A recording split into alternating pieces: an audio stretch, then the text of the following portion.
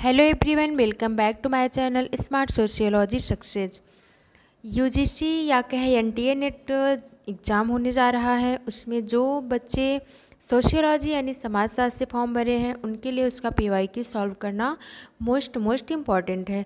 उसके लिए यहाँ पे हमने समाजशास्त्र का पीवाईक्यू लिया है जो 2013 का है, और 2005 के जो पीवाईक्यू हैं 6 के वो हमने सॉल्व करवा लिया है, चैनल के प्लेलिस्ट में है। क्योंकि किसी भी एग्ज़ाम के लिए अगर हम उसके 10 ईयर का पीवाईक्यू सॉल्व कर लेते हैं तो हमें एग्ज़ाम में बहुत हेल्प मिलती है। चलिए सॉल्व करते हैं फिर क्वेश्चन को। और ये जो मेरी वीडियो है ये वीडियो उन लोगों के लिए है जो किसी कारण बस प्रैक्टिस सेट को नहीं ले पाए हैं, या फिर उनके पास पीवाईक्यू जो है प्रीवियस ईयर क्वेश्चन पेपर नहीं है, उनके लिए ये वीडियो जो है काफ़ी हेल्पफुल हो सकती है। तो सॉल्व करते हैं क्वेश्चन को। यहाँ पे हमको अवधारणा दी गई है और लेखक दिए गए हैं जिसमें हमें उन्हें सुमेलित करना है, मतलब कि किसके द्वारा क्या कौन सी अवधारणाएँ दी गई हैं। तो देखते हैं कौन कौन सी अवधारणाएँ हैं और कोड के माध्यम से हमको बताना रहेगा। सांस्कृतिक पश्चाता की बात कौन करती है? आगवन निमकॉफ करते हैं। मिथ्या चेतना की बात कौन करते हैं? कार्ल मार्क्स करते हैं। समानता एवं संपर्क का नियम ये किसका है? समानता एवं संपर्क का नियम जो है ये फ्रेजर का है। और वर्ग संघर्ष का संस्थाकरण ये है आर डेरेनडॉर्फ का है। मतलब कि ए के नीचे जो है वो ए का मिलान 2 से हो रहा है, और बी का मिलान 1 से हो रहा है, सी का मिलान 3rd से हो रहा है, डी का मिलान यहाँ पे 4th से हो रहा है। देखते हैं हम कोट में कौन सा हमारा मैच होता है। तो यहाँ पे जो हो रहा है ए से किसका मिलान हुआ था? 2 से हुआ था। बी का किससे हुआ था? 1 से हुआ था। इसलिए हमारा ए इज राइट आंसर हो जाएगा।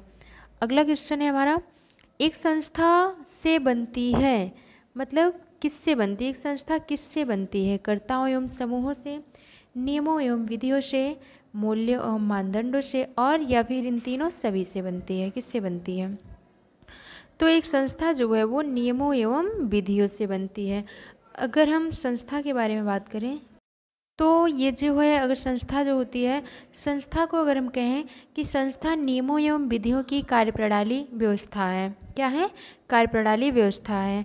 और इसकी परिभाषा बोगार्ट ने एक परिभाषा दी थी कि सामाजिक संस्था समाज की वह संरचना होती है जो मुख्यतः सुव्यवस्थित विधियों द्वारा, कौन सी विधियों द्वारा? सुव्यवस्थित विधियों द्वारा, और जो लोग होते हैं उनकी आवश्यकताओं की पूर्ति के लिए संगठित की जाती है। उसको हम क्या कहते हैं?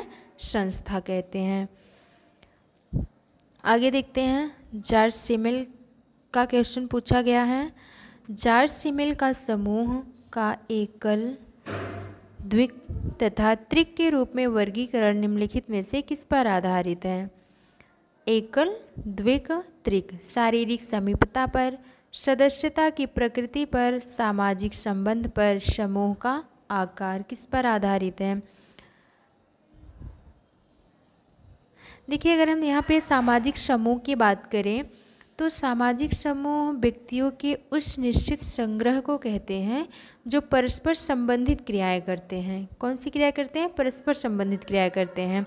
और ये जो अंतः क्रिया की इकाई के रूप में ही वो स्वयं जो होते हैं, या हम कहें कि दूसरे के द्वारा मान्य होते हैं, वो वैलिड किए जाते हैं। लेकिन यहाँ पे है कि किस पर आधारित है, हमको ये देखना है। तो जॉर्ज सिमेल का जो समूह है, एकल, द्विक, त्रिक का जो वर्गीकरण किया है वो समूह का आकार है, समूह के आकार पर आधारित है। अगला क्वेश्चन देखते हैं, सामाजिक जीवन के एक क्षेत्र को जो कुछ मात्रा तक सामाजिक सुसंगतता एवं समानता द्वारा निर्दिष्ट होता है उसे क्या कहते हैं? क्या कहते हैं इसको? ऑप्शन नंबर ए सामाजिक समूह, बी समाज, सी समुदाय, डी क्या है? समिति। क्या कहते हैं उसको? तो उसको हम कहेंगे क्या? समुदाय कहेंगे। और यहाँ पे एक बहुत ही फेमस परिभाषा है लुंडवर्ग की। उन्होंने कहा था कि मनुष्य की वह जनसंख्या जो निश्चित भौगोलिक क्षेत्र में रहती हो और एक साधारण परस्पर आश्रित जीवन यापन करती हो, उसको हम क्या कहेंगे? समुदाय कहेंगे। तो इसमें सारी चीज़ें हमको मिल रही है इसलिए ये हमारा ऑप्शन कौन सा होगा, समुदाय सही होगा। अगला क्वेश्चन है,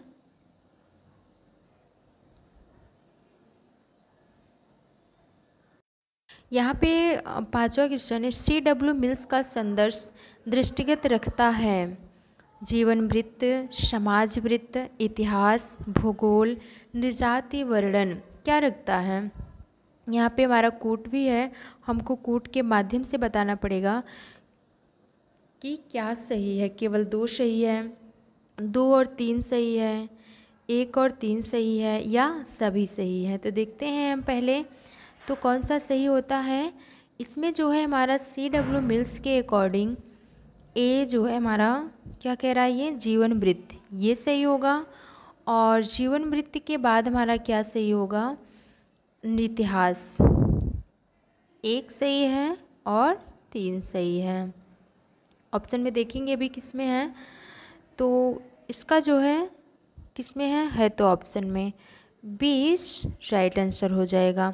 अगर इसके बारे में हम थोड़ा बात करें कि C.W. मिल्स जो है वो जो दृष्टिगत रखते हैं, उन्होंने और किस किस की बात की है, तो देखो इसमें सामाजिक विषमता की भी बात की है C.W. मिल्स ने, अभिजनों की शक्ति की बात की है, सिकुड़ता हुआ मध्यम वर्ग की बात की है इन्होंने, व्यक्ति और समाज के बीच संबंध की बात की है, और इसके साथ साथ कहते हैं कि समाजशास्त्री विचारधारा में ऐतिहासिक परिप्रेक्ष्य की जो महत्ता देखी जा रही है उसके बारे में बात की, और इन सभी चीज़ों को उन्होंने अपना एक केंद्र भी बनाया, प्रमुख माना इसको।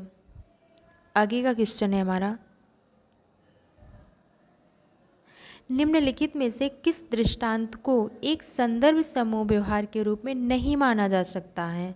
किसमें, संदर्भ समूह के रूप में नहीं माना जा सकता। सर्वहाराकरण, बुर्जुआकरण, संस्कृतिकरण, आधुनिकीकरण, संदर्भ समूह व्यवहार के रूप में नहीं माना जा सकता है।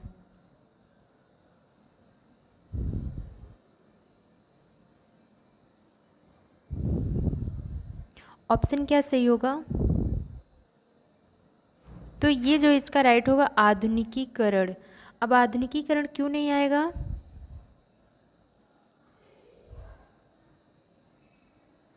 और इसके साथ साथ संदर्भ समूह जो कॉन्सेप्ट है पूछा भी जाता है, संदर्भ समूह के बारे में बात कर लेते हैं। संदर्भ समूह का सर्वप्रथम प्रयोग किसके द्वारा किया गया था, तो हर्बर्ट हाइमन के द्वारा किया गया। किसके द्वारा किया गया, हाइमन के द्वारा किया गया। और कब किया गया, तो इसका प्रयोग हर्बर्ट हाइमन के द्वारा 1942 में किया गया। और उनकी पुस्तक जो थी, जिस पुस्तक में इन्होंने इसका प्रयोग किया था, वो है द साइकोलॉजी ऑफ स्टेटस, इसी में इन्होंने प्रयोग किया था। और अब बात आती है संदर्भ समूह है क्या, तो संदर्भ समूह जो है वह समूह है जिसमें आदर्शों, मूल्यों तथा व्यवहार के ढंगों में हम को हम आदर्श मानकर उससे मनोवैज्ञानिक तौर पर अपना संबंध बनाए रखते हैं। मतलब कि एक संस्था के सदस्य हैं, लेकिन जब हम दूसरी संस्था के लिए क्या होते हैं, प्रेरित होने लगते हैं, उसके जैसे ही व्यवहार ढंग आदि करने लगते हैं, तो हमारा क्या होता है, संदर्भ समूह हो जाता है, जिसमें आधुनिकीकरण नहीं आता है। अगला क्वेश्चन है हमारा, निम्नलिखित में से कौन अनौपचारिक समूहों का पुंज है। अनौपचारिक समूहों की पुंज की बात हो रही है। अनौपचारिक समूहों का पुंज है क्लीन, clique, faction, caucus, gang, union, डकैत, मलिन बस्ती, ग्राम, गैर सरकारी संगठन, पड़ोस, साथी समूह, पंचायत, क्या है सही अनौपचारिक समूहों को।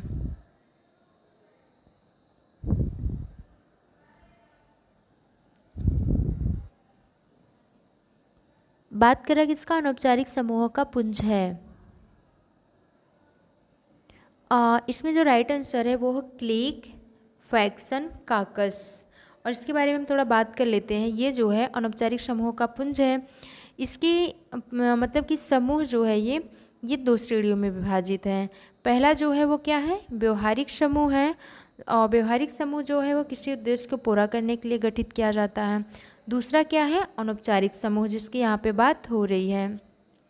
अनौपचारिक समूह है, अनौपचारिक समूह क्या है, यहाँ पे किस लिए हो रहा है, उनकी जो है वो पसंद, मतलब कि क्या पसंद करते हैं, उनकी क्या रुचियाँ हैं, तो और व्यवहार के अनुसार कर्मचारियों द्वारा बनाई जाती हैं। आगे का क्वेश्चन देखते हैं हम।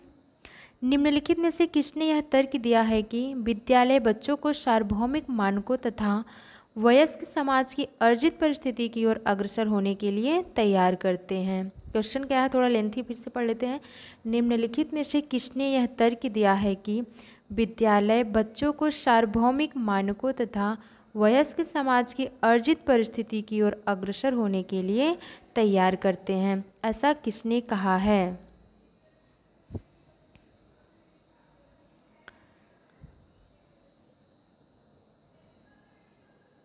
सार्वभौमिक, इसमें आप अगर कीवर्ड पकड़ेंगे तो सार्वभौमिक जो मानक दिया हुआ है यहाँ पे, इसकी बात कौन करते हैं? टी पार्सन्स करते हैं ना। इसका राइट आंसर हो जाएगा पार्सन्स। इन्होंने क्या किया था? पार्सन्स ने तर्क दिया था, यही चीज़ है कि विद्यालय बच्चों को सार्वभौमिक मानकों तथा वयस्क समाज को अर्जित परिस्थिति की ओर अग्रसर होने के लिए तैयार करते हैं। अगला क्वेश्चन है हमारा, निम्नलिखित में से किसने धर्म को पवित्र और अपवित्र के मध्य भेद के रूप में परिभाषित किया है? निम्नलिखित में से किसने धर्म को पवित्र और अपवित्र के मध्य भेद के रूप में परिभाषित किया है? B Malinowski, C Levi Strauss, A R Radcliffe Brown, E Durkheim. किसने? तो यहाँ पे धर्म को पवित्र और अपवित्र यानी टोटम और टैबू की बात कौन करता है? दुर्खीम करते हैं। D is right answer. अगला क्वेश्चन है, किसी व्यक्ति, समूह या संस्था के आदेश निर्गत करने की क्षमता को कहते हैं? किसी व्यक्ति, समूह या संस्था की आदेश निर्गत करने की क्षमता को क्या कहते हैं? शक्ति, सत्ता, प्रभाव, अधिकार। तो इसको हम क्या कहते हैं? सत्ता कहते हैं। B is right answer. और सत्ता क्यों कहते हैं? तो इसमें मतलब होता है कि क्या कह रहा है, किसी व्यक्ति या समूह या संस्था के आदेश निर्गत करने को क्या कहते हैं? तो उसको क्या कहते हैं? मतलब कि आदेश निर्गत करने की क्षमता है उसमें, तो उसको क्या कहते हैं? सत्ता कहते हैं।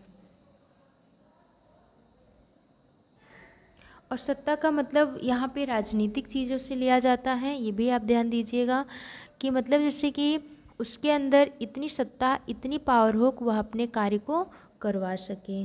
अगला क्वेश्चन है हमारा, C.W. मिल्स के अनुसार अमेरिका में शक्ति अभियान में वे लोग आते हैं जो डैश हैं में उच्च अधिकार पदों पर काबिज हैं। इसमें भी कूट होगा, कूट के माध्यम से हमको सही करना है। पहले हम यहाँ पे ऑप्शन देख लेते हैं। तो उच्च पदों वाली बात कर रहा है, तो उच्च पदों में कौन कौन लोग आते हैं? बड़े व्यापार निगमों के लोग आ जाएंगे और उसके साथ सेना भी आएगी। सेना के साथ साथ क्या आएगा? संघीय सरकार भी आएगी। ये तीन, मतलब 1 2 3 हमको देखना है 1 2 3 किस ऑप्शन में है। तो हमारा बी जो है ये राइट आंसर हो जाएगा। कौन कौन आ रहे हैं? बड़े व्यापार निगमों के व्यक्ति आ रहे हैं, सेना आ रही है, संघीय सरकार आ रही है जो उच्च पदों पर काबिज हैं। और अभिजन हम किसको कहते हैं? तो अभिजन हम उसे कहते हैं जो सामाजिक संरचना के महत्वपूर्ण पदों पर, मतलब जो समाज का स्ट्रक्चर बना हुआ है उसके महत्वपूर्ण पद पर जो विराजमान या फिर आसीन होकर के अपना एक रूप या फिर कहें कि अपना एक पावर के रूप में कार्य करते हैं, या जो महत्वपूर्ण पदों पर आसीन है उनको ही कहते हैं। जो अगर हम कहें जनसाधारण की, जो मतलब कि जनसाधारण है उनकी नज़रों में वो केवल धन संपदा, पद प्रतिष्ठा की दृष्टि से या फिर चरित्र की दृष्टि से भी श्रेष्ठ माने जाते हैं। अगला क्वेश्चन है हमारा, निम्नलिखित में से किसने यह तर्क दिया है कि वर्गों को बाध्यतामूलक संयोजित समितियों के रूप में परिभाषित करना चाहिए? किसके रूप में? बाध्यतामूलक संयोजित समितियों के रूप में परिभाषित करना चाहिए। Weber, Marx, Dahrendorf, R Collins.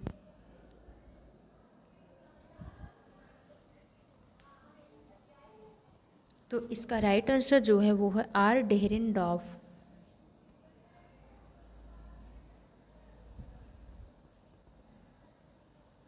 इसके साथ साथ इन्होंने ये तो बाध्यतामूलक है, तो एक बाध्यतामूलक मॉडल दिया था और एक मैथेक मॉडल भी दिया हुआ है।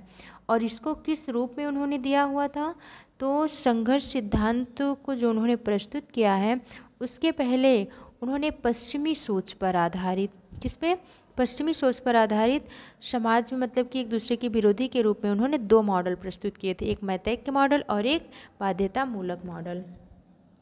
अगला क्वेश्चन है,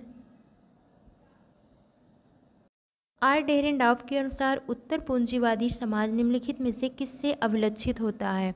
पूंजी का अपघटन, श्रम का विभेदीकरण, हीरक समान वर्ग संरचना, संघर्षों का विनिमय एवं संस्थाकरण। क्या हो सकता है डेरेनडॉर्फ के अनुसार? तो इसमें देखो पूंजी का अपघटन ये भी होगा और श्रम का विभेदीकरण ये भी है, हीरक समान वर्ग संरचना की बात डेरेनडॉर्फ करते ही हैं, और संघर्ष का विनिमय संस्थाकरण। देखते हैं चारों ऑप्शन हैं, हमें तो चारों सही लग रहे हैं, चारों सही है भी। ये देखिए ए ऑप्शन में चारों दिया, ए इज राइट आंसर। अगला क्वेश्चन है हमारा, आत्म के विकास के संदर्भ में मैं और मुझे की अवधारणा का उपयोग किसने किया था? मैं और मुझे की अवधारणा का प्रयोग किस समाजशास्त्री के द्वारा किया गया था? तो ये जी.एच. मीड के द्वारा किया गया था। ये कौन से हैं? इनका जो है अंतःक्रियावादी जी.एच. मीड को माना जाता है, अंतःक्रियावादी हैं ये। और इन्होंने जो भी इन्होंने दिया हुआ है, इनकी परंपरा जो इन्होंने दी है, इनकी मृत्यु के बाद सामाजिक अंतःक्रियावादी के नाम से जाना गया है। इसके साथ साथ इन्होंने मैं और मुझे के सिद्धांत में किस में दिया है? तो एक बालक के सामाजिकरण में इन्होंने इसको बताया हुआ है। मैं जो है, अगर हम मैं के बारे में बात करें, मैं क्या है, तो मैं जो है व्यक्ति के जैविकी पक्ष को व्यक्त करता है। इसके विपरीत में जो मुझे आता है वह एक स्वचेतन के बारे में बात करता है, स्वचेतन से व्यक्ति का प्रतिनिधित्व भी करता है। अगला क्वेश्चन है, 2 वक्तव्य दिए गए हैं नीचे, एक को अभिकथन ए, दूसरे के कारण आर्य कहा गया है। ए कह रहा है कि व्यक्तित्व प्रणाली सामाजिकरण के माध्यम से सामाजिक प्रणाली में एकीकृत हो जाते हैं, और आर कह रहा है कि सामाजिकरण कर्ता की सहायता समाज में भूमिका निभाने के लिए करता है। अब इसमें हमको कोट के माध्यम से ए आर दोनों सही हैं, आर ए की सही स्पष्टीकरण है। ए तथा आर दोनों सही हैं परंतु आर ए का सही स्पष्टीकरण नहीं है। ए सही है परंतु आर गलत है, या फिर ये गलत है परंतु आर सही है, ये हमको यहाँ पे देखना है।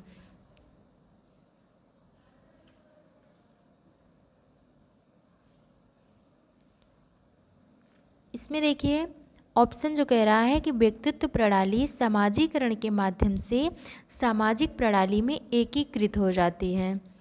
क्या कह रहा है? एकीकरण और सामाजिकरण के बारे में सिर्फ अगर हम बात करें तो सामाजिकरण कैसी प्रक्रिया है? सामाजिकरण एक ऐसी प्रक्रिया है जिसमें व्यक्ति का सामाजिक गुणों का विकास होता है, अर्थात या फिर कहें कि व्यक्ति की जो सांस्कृतिक विशेषताएं हैं, अपनत्व तथा व्यक्तित्व जो है वो सामाजिकरण के द्वारा ही प्राप्त करता है। तो इसमें जो है एक सामाजिक प्रणाली में जो कह रहा है एकीकृत हो जाते हैं, और हो गए सामाजिकरण कर्ता की सहायता समाज में भूमिका निभाने के लिए करता है। ये भी सही आ रहा है कि कर्ता की मतलब कि सामाजिकरण जो है वो कर्ता की सहायता समाज में रहने या समाज में उसकी भूमिका निभाने के लिए ही करता है, जिससे क्या होता है कि व्यक्ति का जो व्यक्तित्व है, उसके व्यक्तित्व की जो एक प्रणाली बन रही है वो सामाजिकरण के माध्यम से एकीकृत हो जाती है। इसलिए हमारा जो है ए ऑप्शन सही होगा कि ए और आर दोनों सही हैं, और इसका सही स्पष्टीकरण भी किया जा रहा है। इसलिए हमारे 15 क्वेश्चन भी कंप्लीट होते हैं। वीडियो और लंबी हो जाएगी तो देखने में दिक्कत होगी, इसलिए अब इसी पे इसको बंद करते हैं। आगे की वीडियो आपको यहीं प्रोवाइड की जाएगी। Thanks for watching video.